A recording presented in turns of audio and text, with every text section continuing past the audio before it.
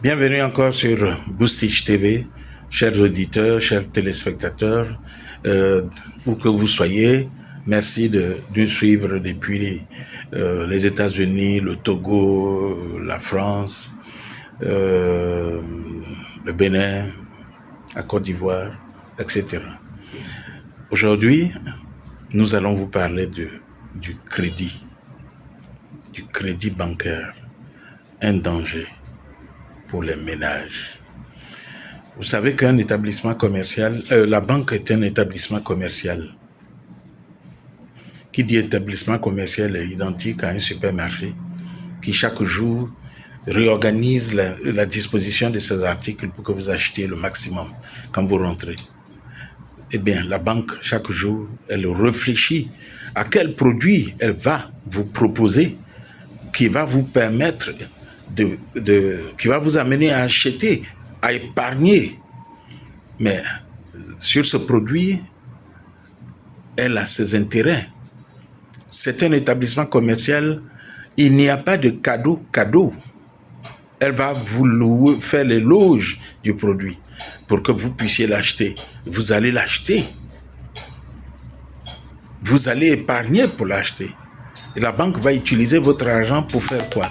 Pour acheter des immeubles, pour acheter des actions en bourse. OK? Et ensuite, elle va vous prêter pour ce que vous demandez. Vous allez être content. Vous avez acquis une voiture. Vous avez eu de l'argent comme prêt scolaire. Vous avez eu un prêt logement. Mais, entre nous, combien vous payez à la banque? Entre 9 et 13,5%. Et mieux, si vous allez dans une coopérative, comme une coopérative de crédit, vous payez plus. Vous êtes content, vous avez eu un crédit. Mais quand vous finissez de payer, et selon le nombre d'années, ce que vous payez comme intérêt à la banque, ça croît. Et quand vous finissez de payer, asseyez-vous et puis calculez. Vous avez des fois payé 1 fois et demi le montant une fois et demi de plus du montant que le montant initial que vous avez pris. Des fois, vous avez payé 2 fois le montant initial que vous avez pris. Je m'explique. Vous avez peut-être demandé 5 millions, mais vous payez environ 9 millions et quelques, selon le nombre d'années. Selon le nombre d'années, vous payez pratiquement 2 fois. Pourquoi ne pas retarder votre projet? Attendre d'épargner davantage. Et puis, si vous avez 3 millions sur le compte et que vous avez besoin de 5 millions, pourquoi ne pas commencer votre investissement avec 3 millions?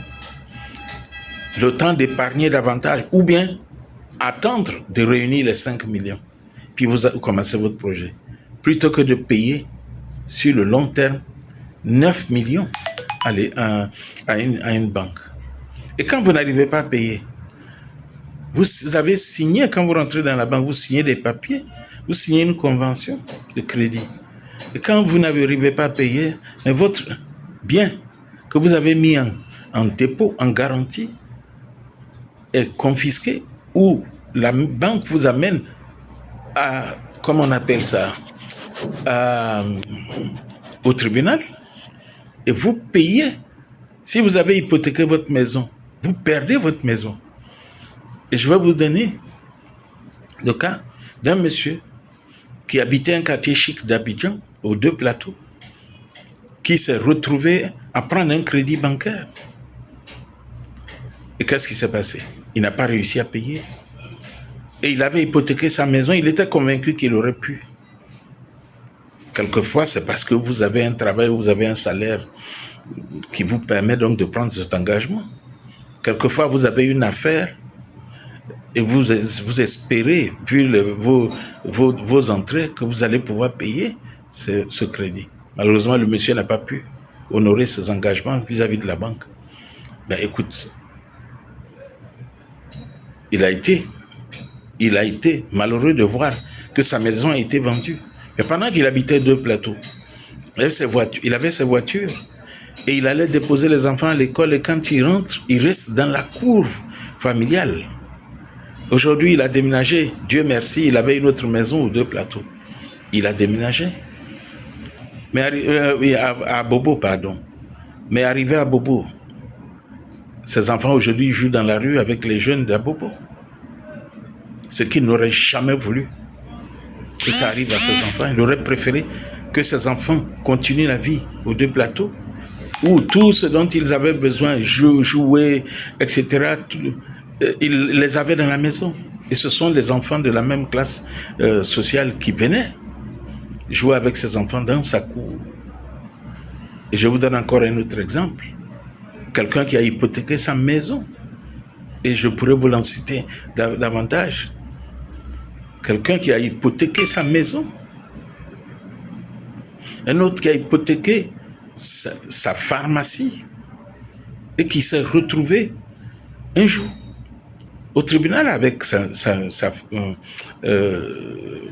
la banque. Mais il a perdu le bâtiment, l'immeuble qu'il a construit, dans lequel se trouve sa pharmacie. Il est devenu locataire de propriétaire qu'il était du bien que lui-même il a bâti. Il est devenu propriétaire. Eh bien, chers amis,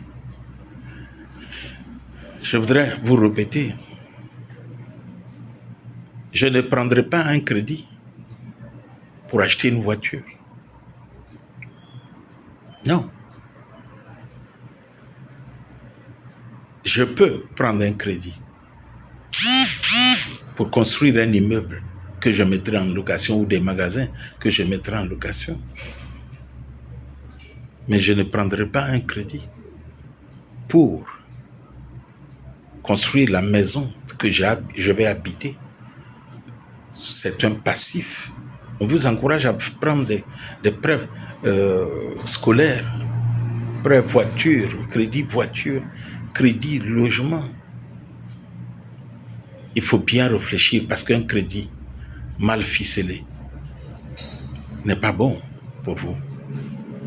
Il est mieux de prendre des risques sur vous, votre épargne, que de prendre des risques sur l'argent qui appartient à autrui, et notamment l'argent qui appartient aux établissements financiers. Chers amis, si cette vidéo vous a plu, vous êtes invités à vous abonner et à cliquer la cloche de notification et surtout à partager avec vos amis afin que nous puissions nous porter mieux. L'Afrique a besoin de se développer. Et toutes les bonnes idées que nous pourrons vous donner, nous allons vous les donner pour que vous ne tombiez pas plus bas que vous ne l'êtes. Nous vous remercions pour votre attention. S'il vous plaît, Boostich TV est là pour vous. À bientôt. Bye bye.